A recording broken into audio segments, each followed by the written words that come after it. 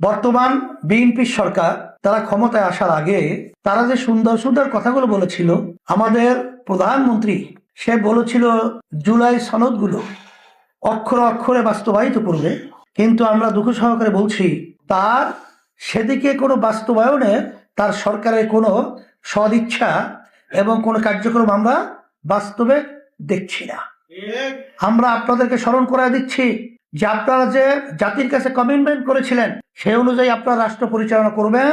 যদি ভালো কাজের ব্যাপারে আপনারা উদ্যোগ গ্রহণ করেন, ভালো কাজ করেন, আমরা আপনাদের সহযোগিতা করব।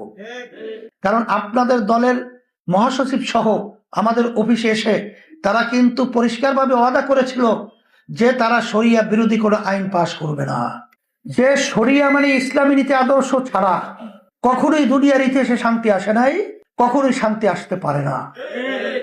আমি বিরোধী দলকে বলবো যে আপনাদেরকে মানুষ, বাংলাদেশের জনগণ ভোট দিয়েছে, আপনাদেরকে দেশের মানুষের ইসলামের কল্যাণের জন্য আলোচনা করার জন্য, পদক্ষেপ গ্রহণ করার জন্য, সেখানে ওয়াশিং মেশিন চাওয়ার জন্য আপনাদেরকে সংসদে পাঠানো হয় নাই।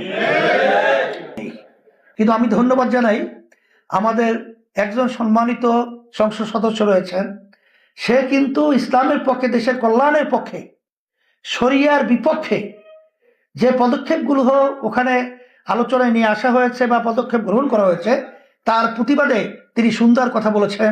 এই জন্য ইসলামী আন্দোলন বাংলাদেশ আমিরের পক্ষ থেকে আমাদের সম্মানিত সংসদ সদস্যকে ধন্যবাদ জানাচ্ছি, শুকরিয়া আদায় করতেছি মহান রব্বুল আলমিনের দরবারে।